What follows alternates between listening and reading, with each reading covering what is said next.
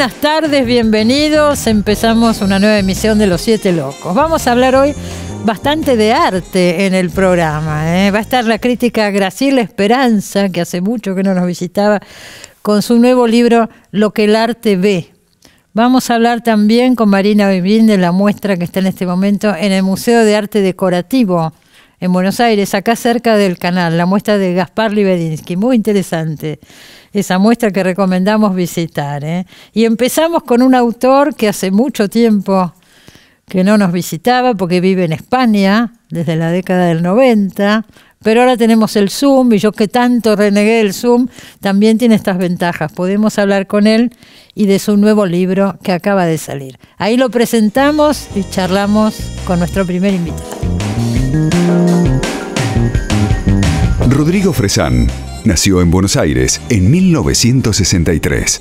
Escritor, traductor y periodista, hace varios años se encuentra radicado en Barcelona y es autor, entre otros títulos, de Historia Argentina, Mantra, El Fondo del Cielo y la trilogía La Parte Inventada, La Parte Soñada y La Parte Recordada.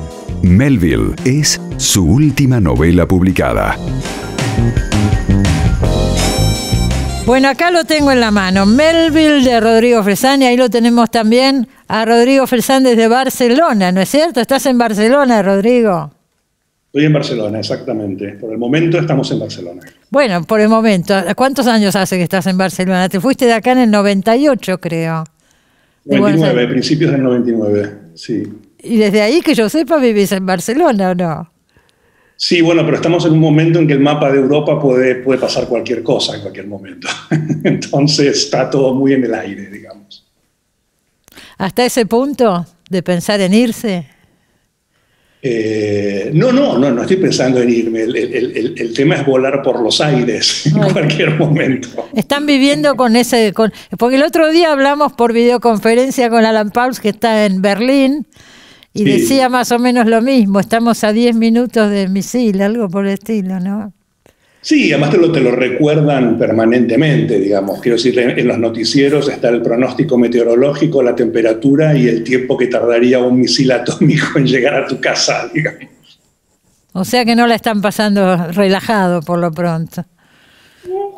Bueno, uno en tanto argentino es como un marine también, tiene como un entrenamiento previo que el europeo medio no tiene, la verdad. Fuerte, entonces, sí. También más con un poco de humor y con una cierta curiosidad e intriga, que además si sos escritor, todo también adquiere una especie de consuelo anecdótico novelesco, ¿no? Me imagino. Yo pensaba, digo, hace muchos años que no nos vemos. En este programa creo que no estás hace, no sé, desde que te fuiste a Barcelona, me parece. Sí, creo que sí. Sí, porque las veces que viniste por ahí no coincidían con las grabaciones, etcétera. Entonces yo quería... Sí, siempre fui cuando voy siempre por muy pocos días, 3 días. Como claro, y no siempre coincidió. Sí. Bueno, ahora con el Zoom tenemos esta posibilidad, no es lo mismo que tenerte acá sentado, pero podemos comunicarnos.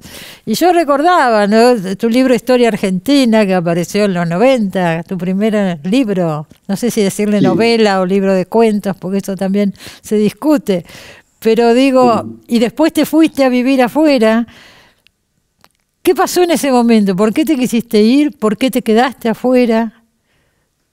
Bueno, había un montón de cuestiones de índole personal, por un lado, pero tratándose un programa de libros y de literatura, digamos, tal vez lo que más incidió fue que estaba un poco cansado de ser joven escritor argentino a perpetuidad. Tenía 35 años, ahora tengo 58 y tenía la sospecha que a los 58 iba a seguir siendo un joven escritor argentino. Es posible. En cambio, cuando aterricé en Barcelona, al mismo día tenía 35 años. Nadie pensaba que era joven escritor, ¿no? Entonces eso también a mí me sirvió un poco para resetearme un poco y recompaginarme y pensar en otras cosas, incluso escribir otras cosas también, ¿no? Seguramente, sí. Has escrito ¿cuántos libros en estos años? Pero muchísimos, de todo tipo, ¿no? Sí, creo que Melville es el 12 o el 13. El 12 o el 13. Y el anterior a Melville, que yo no leí, Rodrigo, pero me llamó mucho la atención. Te llevó 10 años de tu vida. Bueno, sí, son 3 volúmenes, más de 2000 páginas, pero en realidad es un solo libro. Y tal vez la gracia que tiene el libro es que creo que nunca se escribió tanto sobre la imposibilidad de escribir, ¿no? Porque el personaje del libro es un escritor, alguien que no puede escribir más. Y de hecho Melville, en el último de los 3 libros, está mencionado como uno de los proyectos frustrados de novela de ese escritor. De ese escritor, el protagonista de la trilogía. Sí. La parte inventada, la parte soñada y la parte recordada. Así es, y que ahora la parte recordada está saliendo en estos días en Estados Unidos. Justo. Ah, no me digas. Sí, salieron los 3. El primero ganó un premio, el premio al mejor libro extranjero traducido en su momento, y ahora sale el último volumen, sí. Qué bien, porque por lo que tengo entendido es muy difícil lograr ser editado en Estados Unidos, ser traducido al inglés. Leen, creo que un 5% de lo que se lee. No, es muy difícil, y si el libro tiene tantas páginas es más difícil todavía, porque la traducción cuesta mucho dinero. 5% de lo que se lee en Estados Unidos es traducido. 5%. Después leen todos los idiomas del mundo son el 5% de todos los idiomas, no solo el nuestro. Claro, el resto, fuera del inglés. Todo. Claro. El alemán, el francés, el italiano, todo eso, el español, más todos los idiomas es un 5%. El resto es todo en inglés. Por eso te digo. Tremendo. Bueno, entonces ahora, después de esos 3 tomos, aparece donde hablas de la imposibilidad de escribir, y ahí leí por algún lado que dijiste, tenía miedo yo mismo después de hacerlo, la trilogía, yo ya dije todo lo que tenía que decir, de quedarme sin tema para seguir escribiendo, ¿no? Sí, hubo un miedo en ese sentido que duró aproximadamente 5 minutos. Y ahí empezó Melville. Enseguida. Yo no tengo... De hecho, además yo tengo, como si fuera dinero en el banco, dólares, tal vez. Tengo 9 cuadernos con 9 proyectos posibles.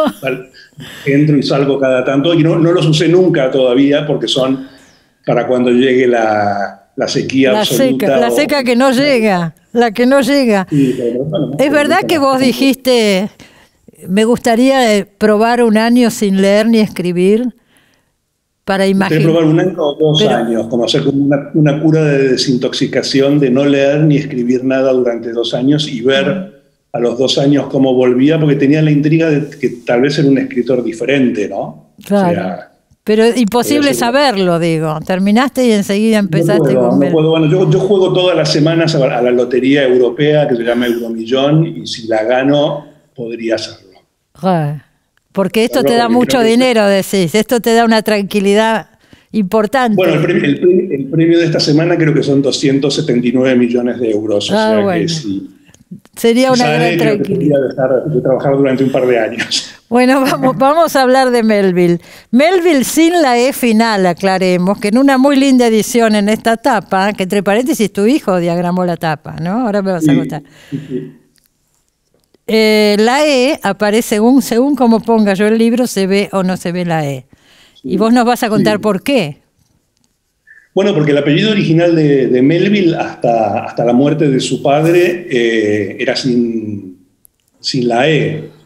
La E es una cosa que añade la viuda un poco para darles a sus hijos una nueva oportunididad y para esquivar un poco los acreedores. Se cambian el nombre. Al padre de Melville, ¿no? Y quiero decir, el protagonista de la novela es el padre de Melville, no es Herman Melville. Herman Melville, el de Moby Dick, es ahí una especie de medium de un fantasma, ¿no? El protagonista es el padre, un señor que no le había ido demasiado bien en la vida, lleno de deudas, lleno de frustraciones, de problemas, que una noche, para poder volver a su casa en las afueras de Nueva York, tiene que caminar sobre el hielo del río Hudson. Sí. Esa imagen, eso es cierto, eso pasó. El libro está erigido sobre tres hechos ciertos, reales. Uno es que Alan Melville volvió a su casa caminando por encima del río congelado, el Hudson. El segundo es que a partir de ahí se enfermó en una época que no había antibióticos, una neumonía, y que su hijo Herman Melville fue puesto a los pies de su cama durante una agonía febril y delirante y llena de visiones, de la cual no hay testimonios de qué es lo que decía o no decía. Y la tercera es lo de la letra E, esta que ya... Que es verdad. Esos son los tres hechos históricos ciertos que vos leíste en biografía. Bueno, hay data después de la vida de Herman Melville, de los libros que escribió, de por qué dejó de escribir. Pero hay toda una hipótesis sobre la vida de Alan Melville, que aparece muy poco en las biografías de Melville, porque murió cuando Melville tenía 10 años, o sea que es como un puñado de líneas.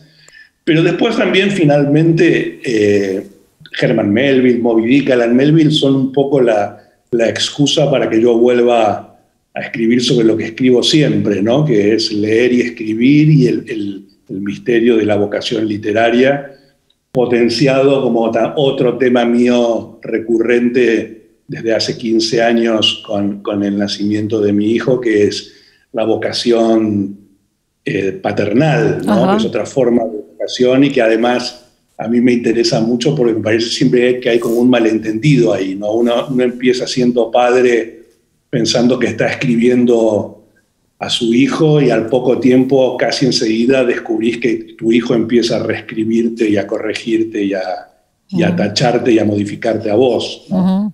Exactamente. Eso me interesa mucho, está muy presente en los otros 3 libros anteriores, que son 1, y en este, ¿no? ¿Es diseñador tu hijo? No, lo hace, se dedica a las portadas de mis libros y no hace otra cosa, no reincide en eso, pero bueno, mi padre fue diseñador. Pero por eso te digo, yo recordaba a Juan Fresán, tu padre era diseñador, ¿no? Sí, además es un libro con Cortázar y un libro con Borges. Sí, cómo no. Hay como una cosa genética tal vez ahí, pero la vocación de mi hijo pasa por otro lado, ¿no? Pasa por otro lado. Es un favor que me hace. Bueno, lindísima la tapa y además muy original esto de poner la parte de arriba de la cabeza del padre de Melville. Después leyendo el libro está la fotografía del cuadro completo, ¿no? Sí, está el retrato completo, pero en el libro se habla mucho de ese rizo. A mí me causó mucha gracia cuando vi el cuadro, incluso antes de empezar a escribir el libro, me gustaba mucho la idea de un retrato, no una foto, sino un retrato despeinado, ¿no? Porque cuando uno posa para un retrato... En esa época, claro. Y ahí es como raro, ¿no? Esa especie de rizo que es como una ola, medio como en tormenta, como movido por el viento, y me gustó mucho. Y hay mucha referencia a eso a lo largo del libro, ¿no? Es un cuadro que está en el Metropolitan, en Nueva York. Pero no es un cuadro, es una acuarela de este tamaño. Es muy pequeñita, sí. Bueno, como también es pequeñita en la vida de Melville, vos lo decías recién, esta anécdota del padre cruzando el río Hudson congelado. Vos la leés y de ahí parte toda esta novela, donde por supuesto pasan un montón de cosas que no se atienen a la biografía de Melville. Los elementos... Hay escritores a los que les gusta comprimir y hay escritores a los que les gusta expandir, ¿no? Yo soy mucho más expansor, maximalista que compresor minimalista, ¿no? De eso no hay ninguna duda, pienso, ninguna duda. Además te vi que decías por algún lado, y es cierto, de alguna manera u otra yo me las ingenio para que en mis novelas aparezca, qué sé yo, los Beatles, Dylan Thomas, los Rolling Stones, y bueno, más allá de la imposibilidad cronológica, en Melville aparecen los Beatles, aparece Stanley Kubrick, Frank Capra, Bob Dylan, hay un vampiro argentino. Los vampiros, extraño, claro. Sí. Todo eso aparece en el medio de estas alucinaciones, pero lo real del asunto es lo que pasó y este chico al lado de la cama del padre, acompañándolo en su delirio. Sí, y al mismo tiempo, bueno, pero además ¿qué pasa? Cuando yo leí originalmente el hecho en una biografía de Melville, este cruce del padre a solas, el río Hudson congelado, ¿no? Mi parte de lector inmediata dije, qué lástima que no lo cruzó con el pequeño Herman al lado, porque eso también hubiera explicado una cantidad de obsesiones posteriores del Melville escritor, la blancura, la tierra firme, lo líquido solidificado, la locura del capitán Ahab, etcétera, etcétera, etcétera. Y enseguida, de inmediato, mi parte de escritor se impuso a esa parte de lector y dijo, pero yo puedo hacer que crucen juntos, ¿no? Y en realidad todo el libro es un viaje hacia la reescritura de Herman Melville, hijo, de ese momento solitario del padre, para poder acompañarlo, ¿no? Seguro. ¿Y quién lo impide? Es una novela, ¿no es cierto? Todo puede suceder. Bueno, por eso están las novelas, ¿no? Claro, para lo otro está la realidad, ¿no es cierto? Para la vida. Sí, y además que la realidad está generalmente mucho peor escrita y es mucho más indisciplinada y desordenada que la fantasía y la ficción, ¿no? ¿Cómo es tu relación como escritor y como lector con Melville, ¿no? Y con Moby Dick. Bueno, para mí Moby Dick es un libro increíble y después la Pierre o las ambigüedades es una novela que me encanta, y el Confidence Man y Bartleby, ¿no? Está todo Kafka ya ahí, ¿no? Entre el Wakefield de Hawthorne y el Bartleby de Melville, ya está el siglo XX literario. Sí. Siempre me intrigó muchísimo, ¿no? Y además, a mí me gusta mucho poner muchos epígrafes en mis libros. Muchos. ¿Cuántos hay acá? Sí, muchos. No hay tantos en pero en libros, pero en Moby Dick hay 18 páginas de epígrafes. Es cierto. Yo me acuerdo cuando lo leí primero leí una versión pequeña de Bruguera, y después cuando llegué ya a la traducción, que es la que manejábamos nosotros, que es la de Pesoni, en 2 volúmenes, y vi todas esas páginas de epígrafes, evidentemente algún tipo de mala influencia benigna. Algo pasó ahí. Y vos decís, te vi que decís que Moby Dick es una de las 4 novelas fundantes de la gran idea, ¿no?, de la novela americana. Sí, está Moby Dick, La letra escarlata Moby Dick es la novela del multisimbolismo, ¿no? Claro. La letra escarlata es la novela del puritanismo reprimido sexual y el infierno del pueblo chico. Eran muy amigos, ¿no? Melville con Hawthorne. Muy amigos, e incluso hay como teorías de algo más que una amistad. No digas. Sí. Después la otra novela es la novela del camino y de la primera persona, muy cómplice y que te atrae, que es Mark Twain y las aventuras de Huckleberry Finn. Y después la cuarta es Retrato de una dama, y es Henry James yéndose a vivir a Londres, ¿no? Que es la idea del emigré y del que vuelve al viejo mundo a cerrar la novela del siglo XIX. De todas maneras, a mí yo siempre digo, mi teoría particular, además de esto, es que paradójicamente la gran novela americana indiscutible, para mí, la escribió un ruso en plena Guerra Fría en inglés, que es Lolita de Nabokov, ¿no? Decís que se emparenta en algún punto con Moby Dick, ¿no? Bueno, también está la locura del obseso persiguiendo algo todo el tiempo, y además está en Lolita muy claramente la explosión del idioma inglés reinventado, ¿no? Que en Moby Dick Melville lo hace, ¿no? En Moby Dick, novelísticamente, Melville agarra a la Biblia, agarra a Shakespeare, y agarra a Homero y centrifuga todo eso y lo lanza al futuro, ¿no? Es un poco lo que hacían los Beatles también, ¿no? Con el disco blanco de los Beatles, ¿no?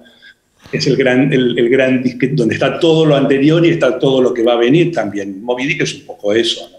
Es una máquina del tiempo. Es una máquina del tiempo. Recién decías los Beatles, para el que nos está viendo y todavía no leyó Melville, ¿cómo pueden entrar los Beatles en esta historia, por ejemplo?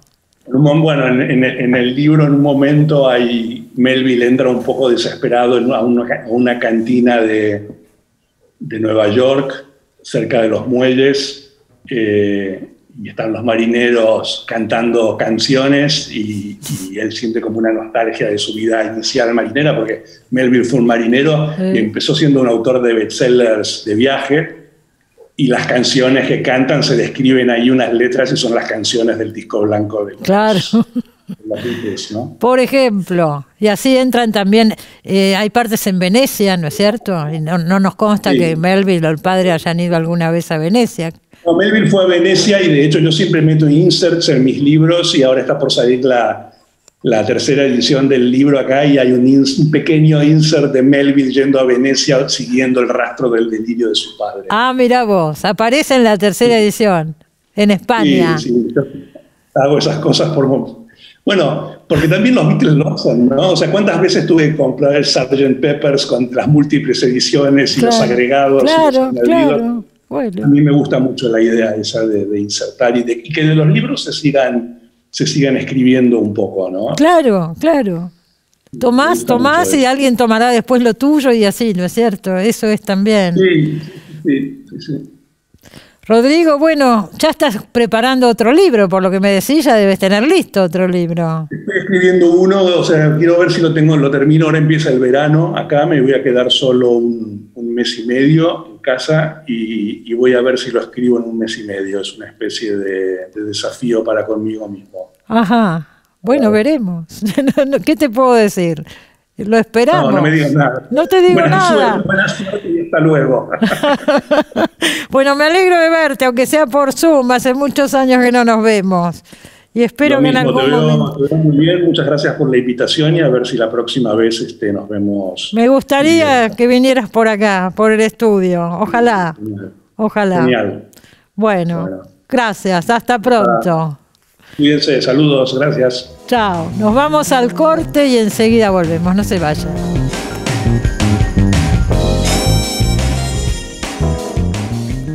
Bueno, Graciela Esperanza con nosotros. Bienvenida, Graciela, que hace un montón que no venías por acá. Gracias por la invitación, un gusto. Bueno, lo que no vemos, lo que el arte ve. El nuevo libro de Graciela Esperanza, siempre una crítica importante de todo lo que sea cultura. Recuerdo un libro sobre Cuitca, otro sobre Manuel Puig, que creo que estuviste acá con esos libros. Sí, claro. Y siempre investigando alrededor del arte. Y ahora, preocupada por la pandemia y por todo lo que ha sucedido, que entre paréntesis hablamos, parece que no hubiera pasado nada, ¿no es cierto? Nos olvidamos rápido, ¿no? Todavía no terminó y ya nos empezamos a olvidar. Nos empezamos a olvidar, pero bueno, está bien que sigamos para adelante y todo lo demás, pero que no reflexionemos un poco de por qué pasó lo que pasó. Sí, ¿qué podemos hacer para que esto no vuelva a suceder, no? Yo tenía esperanzas, te digo, bueno, fatalidad de mi apellido. Bueno, pero los filósofos, tanto se habló de que íbamos a salir mejores, de que ¿dónde está todo eso? No, y lo que pensaba es que esos primeros momentos con las ciudades desiertas, ¿no? Esas imágenes.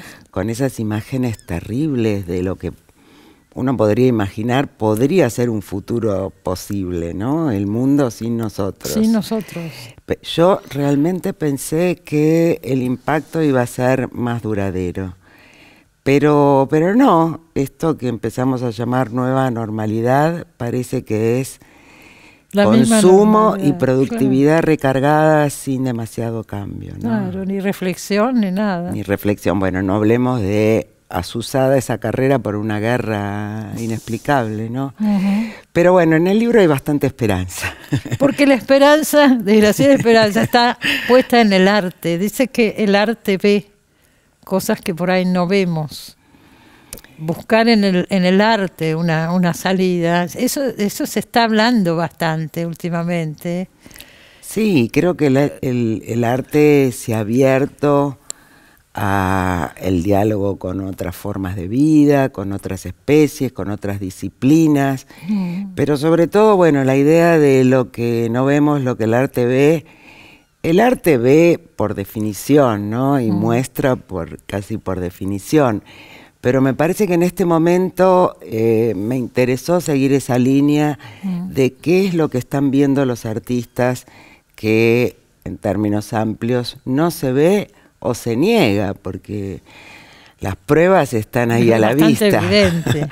Y bueno, basta prender un momento la televisión para ver catástrofes por todas partes, ¿no? Las cifras son cada vez más alarmantes.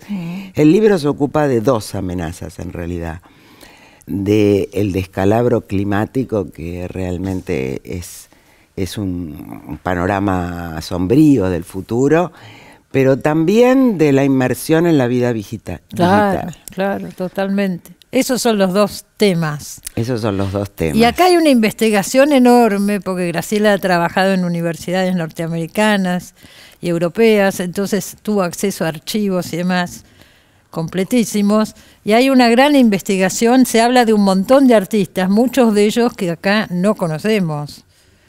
Y se analiza a fondo la obra de estos artistas. Sí, bueno, un poco, vos recordaste mi libro sobre Puig, un poco el camino ha sido la literatura argentina, la literatura y el arte argentino, luego la literatura latinoamericana y el arte latinoamericano, y luego, para mí, realmente el camino fue mi propia experiencia, y mi propia experiencia no se limita al arte latinoamericano y argentino, de modo que ya en el libro anterior, Cronografías, y en este, es el arte que veo, universal, claro. La literatura que leo, y sí, realmente me ayudó mucho poder consultar las infinitas bibliotecas de las universidades norteamericanas, porque obviamente en términos de arte, catálogos de arte, bueno, es un mundo también infinito, pero hubo que elegir y traté de elegir aquello que estimulaba el pensamiento sobre estas cuestiones, ¿no? Claro.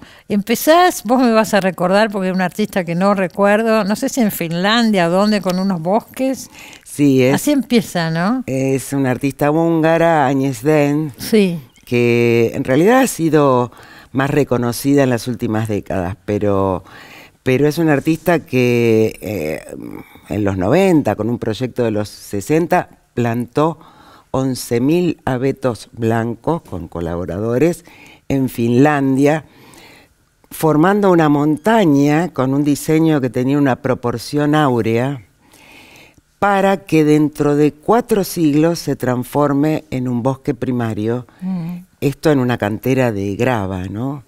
Y pensando que un bosque primario puede contener de alguna manera una gota del descalabro climático. Bueno, y a mí realmente me conmovió mucho la obra, me conmovió, no fui a Finlandia como te imaginarás, pero me conmovió verla por Google Maps, una de los dones que recibimos por lo mucho que nos extrae la web, ¿no?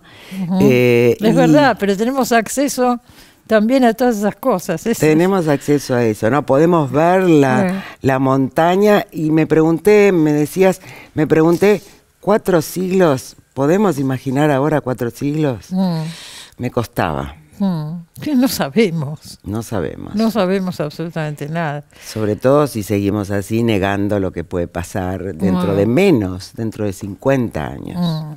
Seguramente. Ahí aparece también en imaginar un mundo sin humanos, sin nosotros, aparece la obra del argentino Tomás Araceno.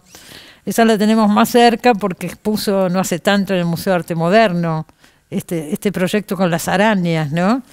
Y yo recuerdo, yo descubrí a Saraceno una vez en la Bienal de Venecia, él todavía no era tan conocido, hace muchos años de esto, entro de golpe y me encuentro con esa telaraña gigante que creo que era de sogas. Sí. Y después digo, es argentino, tucumano creo que es. Es tucumano. Digo, no puedo, ahí lo descubrí. Sí, esa es una gran obra. Gran impacto, Esa es una gran obra sobre la que han reflexionado filósofos, Bruno Latour, porque esa red que construyó de esferas y redes en Venecia, luego investigando las telarañas, escaneando telarañas, trabajando con el MIT, esto que decíamos, ¿no? El arte conectado con la investigación científica, avanzó en sus trabajos con las arañas, y habrás visto la obra del Museo de Arte Moderno. Ahí directamente estaban las arañas trabajando. Sí, dejó 4 meses arañas traídas del interior. Unas salas grandes, oscuras, todas oscuras. Oscuras. Yo digo que el cubo blanco se transformó en cubo negro. Y en un laboratorio donde trabajó con etólogos, con científicos. Porque muchas de las, y de eso hablo también en el libro, muchas de las especies de araña son especies sociales que colaboran, y hay mucho que aprender de las arañas. Eso es lo que nos enseñó Saraceno, más allá de la belleza constructiva de esas telarañas, ¿no? Que son bueno, un trabajo que al arte le costaría bastante. Claro, conseguir. Sí, esto que decíamos aparece en muchos artistas, ¿no? Y eso es muy auspicioso, que el arte se haya abierto al diálogo con la ciencia, con otros saberes. La nueva documenta que se acaba de inaugurar, habrás visto, son colectivos que trabajan con otros colectivos muy insertos en la trama social, en la producción, en la agroecología. Tal vez el mundo necesita más eso ahora, ¿no? Es un cambio grande, ¿no es cierto? Si uno piensa en el arte, en el Renacimiento, los cuadros, los grandes cuadros, es un cambio muy grande. Es un cambio muy grande y claro, parece que ha sido resistido, ¿no? Y bueno, pero es que los cambios siempre producen resistencia. Pero uno dice, ¿qué es arte, qué no es arte? ¿Me entendés? Se mezclan mucho las cosas. Te pregunto porque vos sos una teórica de todo esto y por ahí podés esclarecer un poco. Bueno, en principio a mí me interesa mucho el arte que va desafiando los límites del arte, ¿no? Cada vez que nos sorprendimos es que alguien dijo, esto es arte, empecemos por Marcel Duchamp. Claro. Esto es arte y no era arte, ¿no? Claro. Para nosotros. Pero por otro lado te diría que lo que creo que todos apreciamos del arte es su variedad, ¿no? Su pluralidad. Claro que frente a esta emergencia es lógico que los artistas se sientan sensibles, sean sensibles y traten de que el arte no esté divorciado del mundo. Pero bueno, uno de los grandes dones del arte es que el arte es lo que el artista decida y frente al trabajo de los colectivos podamos tener un maravilloso pintor abstracto que sigue pintando, claro, ¿no? Claro. Esa es su libertad. Bueno, vos lo marcás en el libro también y me gustaría que acá se aclarara. También se mezclan otras cosas, qué sé yo, modas, un mercado importante, premios, a ver, entonces que hay mucha cosa que es seria y otra que por ahí no tanto, y que pasa por arte, total, si todo es arte, vamos, ¿no? Bueno, eso creo que pasa en todas las esferas, ¿no? Pero es cierto que las cifras millonarias, obscenas del mundo del arte, creo que la documenta también está trabajando contra eso y muchos artistas están trabajando contra eso, dividir el producto de lo que se venda, en fin, algunas ideas que pueden hacer alguna mella en eso que obviamente no es lo que queremos para el mundo del arte, ¿no? Pero bueno, en el comienzo... Hay quienes lo quieren también. Por supuesto, por supuesto. Y en el comienzo cito a un crítico que admiro mucho, Leo Steinberg, que habla del arte como una especie de maná, ¿no? De una bendición, de un fruto, de algo para recoger en el presente, no para coleccionar, ni para imaginar cuánto va a costar en el futuro. Y me parece que esa es la gran enseñanza. Para mí, el radar es la conmoción sensible e intelectual. Ver la realidad desde otro lado, ¿no es cierto? Volver a mirar, ver algo que no había visto, eso es el arte para mí. Y el resto, bueno, hay mucha frivolidad, hay mucho comercio, pero bueno, sabemos dónde mirar, ¿no? Hablas también en el libro, yo no la vi, pero uno vio reproducciones, también en la Bienal de Venecia, una muestra que se llama Sun and Sea, Sol y mar, ¿no? Sol y mar, y reproduce una playa con gente viva ahí. Exactamente. Era con una luces ópera artificiales. Era una ópera performance. Entonces durante, creo que 8 horas, si mal no recuerdo, se sostenía esta performance, incluso con algunos invitados performers del público. Y en medio de esa escena de playa que uno veía desde un mirador abalconado, ¿no? Sí, veías esa escena de playa con la gente jugando, leyendo, con todos sus plásticos, con su colección de plásticos tirando, que llevamos a la playa. Latas y los plásticos. Y en las áreas iba apareciendo mientras sucedía lo que sucedía en la playa, se iban colando pequeñas amenazas, ¿no?, que uno va descubriendo en la vida cotidiana. Y la idea me pareció hermosísima, ¿no? Traer la reflexión sobre estas cuestiones graves a un día de playa, ¿no?, que es una experiencia que todos conocemos, pero tal vez no nos pusimos a pensar qué se hizo de ese lugar idílico. Claro, ¿cuál es el contacto con la naturaleza que hoy tenemos? ¿Cuál es el contacto que ha hecho el turismo mercantilizando todo, ¿no? Entonces, me pareció, bueno, la crítica, creo que con justicia, la ha llamado obra maestra de la era del cambio climático. Y se mostró por todo el mundo, son artistas se puso lituanas. Después en varios lados. Sí, lituanas son las artistas. Son lituanas, sí. Me pareció una idea hermosísima y me interesó más ese tipo de obras, ¿no?, que traen la reflexión de esto que estamos conversando a la vida cotidiana y no ya la imaginación de la catástrofe. Todo esto que estamos hablando, pienso ahora, son obras que no es que después podés llevarte y poner en tu casa, en el living. Son obras que están en el momento y desaparecen, ¿no es cierto? Totalmente. Son bueno, puestas, es una performance. Bueno, toda la performance y el arte de instalación es muy difícil de coleccionar y esos han sido como algunos pasos también para ir contra el mercado, ¿no? Claro. En este caso son personas que están ahí, actores, qué sé yo, músicos, cantantes. Sí. Pero también la literatura me parece que... Hablemos un poco de eso, que nos queda poco tiempo. ¿Cómo se lleva esta mirada a la literatura? Es complicado, ¿no?, el tema. Hablas de, antes de empezar con las redes y con todo esto, hablas del Aleph de Borges, el punto que contiene el universo. Sí, eso está más vinculado al otro tema, ¿no? Porque mi pregunta era, ¿qué puede hacer la literatura para figurar el nuevo infinito que es la experiencia de la web, ¿no? Claro. Y en ese sentido, bueno, dos caminos. Pensé que obviamente el Aleph de Borges era un punto de partida, ¿no?, como figurar el infinito, pero también Sebald.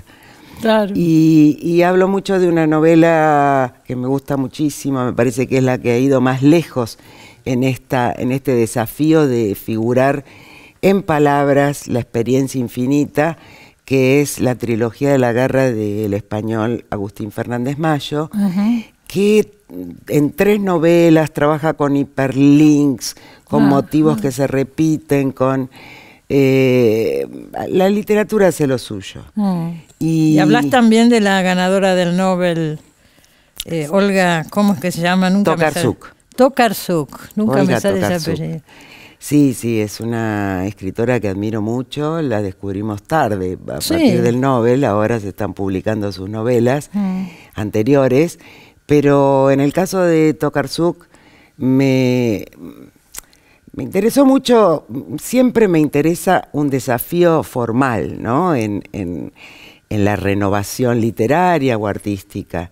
Y en el caso de Tokarczuk, si bien la fragmentación del relato no es novedad para la literatura, vos lo sabés, pero me pareció que esa combinación de fragmentos y esa invitación a que el lector haga la tarea de conectarlos, de conectar el mundo otra vez, me pareció que eso también hablaba de esta situación. Y ella misma contaba una anécdota de que terminó de componer los fragmentos y se paró arriba de una mesa, los puso en el piso y los combinó. Creo que es eso lo que tenemos que hacer frente a una tarea tan inabarcable como resolver un gran problema global. De modo que frente a eso, que algunos teóricos llaman hiperobjetos, ¿no?, que no podemos ni describir, hay que empezar a describir y combinar. Graciela Esperanza nos trajo un regalo que quiero mostrar. Con Marcelo Cohen dirigen la revista Otra Parte, que ya tiene no sé cuántos años. Bueno, desde la revista impresa, muchos, desde 2002, 2003. Y bueno, más de 10 años. Y luego dejamos, después de 30 números, dejamos la revista impresa y tenemos la revista digital, otra parte semanal. 7 reseñas sin ninguna interrupción desde hace 482 semanas. ¿Qué tal? Eso sostener en un país sin poder pagar a los difícil. Colaboradores. Claro. Un milagro para mí y para Marcelo. Que sí, la verdad que sí. ¿Y qué es esto que me han traído? Duración. Mirá qué caja y la abro. ¿Por dónde será que se abre? Por acá. Me tengo que ir al corte encima. Y aparecen todos estos fascículos, lo acabo de recibir, o sea, no sé nada de qué pasa. Contalo vos rapidito. Bueno, rapidito, porque está vinculado a estos temas, te lo traje y es algo que hicimos en 2015. 18 ensayos, cada uno es un fascículo de arte, de literatura, de música. Ahí está. En torno al tema de la duración. En torno al tema de la duración, un montón de autores. Duración en la música, duración en el cine. ¿Y esto se consigue? Sí. ¿Dónde? Y ahora, no voy a decir, en una red. En una red. Bueno, a buscarlo entonces. Porque las librerías las redes, es muy pero difícil, también sirven. Viste, distribuir revistas es muy difícil y sobre todo esos formatos. El que le interesa lo puede buscar. Sí. Me voy al corte. Gracias, Graciela. Me alegro de verte. Yo también. Nos vamos al corte. Enseguida volvemos.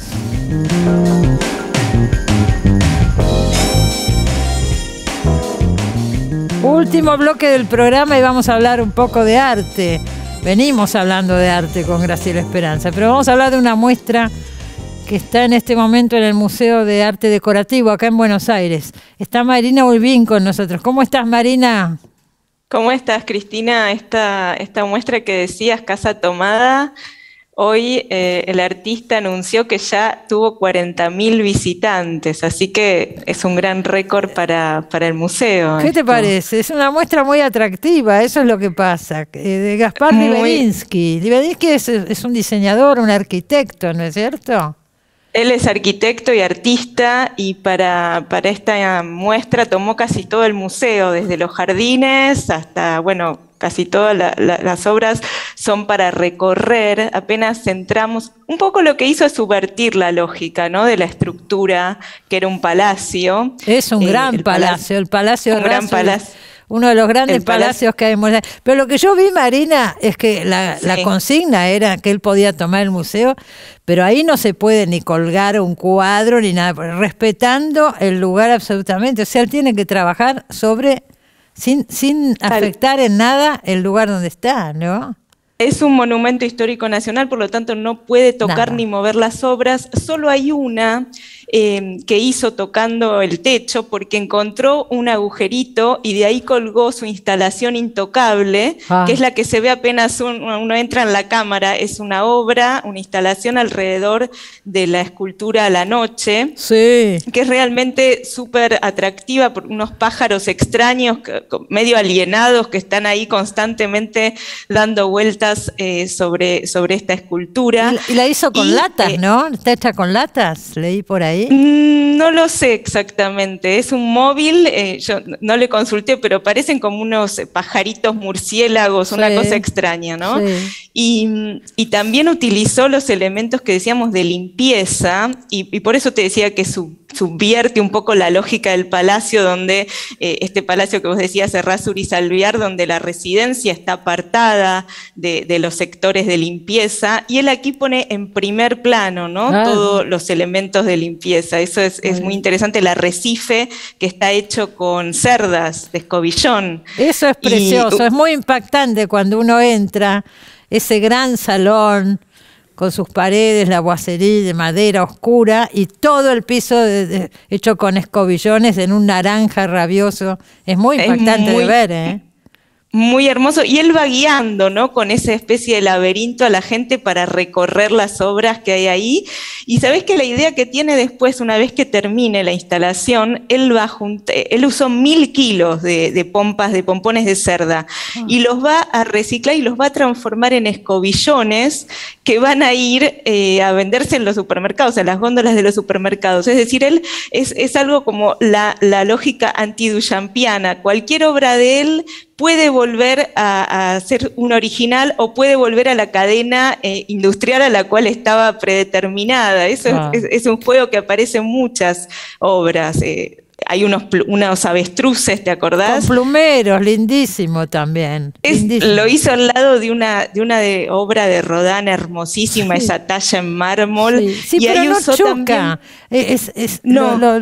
Lo más rescatable de todo esto es que no choca para nada, porque uno lo dice y podría ser chocante. No lo es, al contrario. No, es una fiesta. Muy armónicamente, es como una fiesta, sí. No, es como... Marina, antes de entrar, ya afuera hay una especie de escultura hecha con trajes.